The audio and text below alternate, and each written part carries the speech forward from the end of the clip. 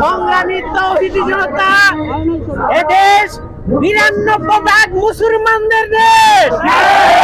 এদেশ চলবে ইসলামিক কৃষ্টি কালচারে। অত্যন্ত দুঃখের বিষয়, আমার অন্তর্বর্তীকালীন সরকার কিছুদিন পূর্বে ৬৫,০০০ সঙ্গীত তার সাথে ১% সমকামী শিক্ষক রয়েছে।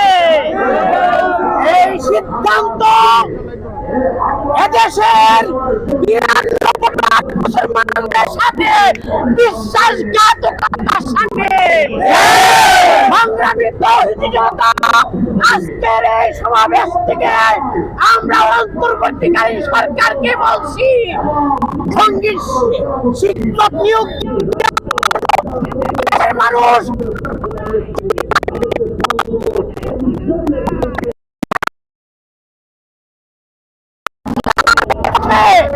দেশের স্বাধীনতার পক্ষে। যদি এই সিদ্ধান্ত বহাল থাকে, এদেশের ধর্মপ্রাণ জনতা রাজপথে দাঁড়াবে এবং ডক্টর ইউনূসও একদিন পূর্বের সরকারের ন্যায় পালায়ে যেতে বাধ্য হবে। আমরা আজকের এই সমাবেশ সরকারের প্রতি আহ্বান জানাচ্ছি, ধানের শিক্ষক বাতিল করুন, এমনি ভাবে সমকামী শিক্ষক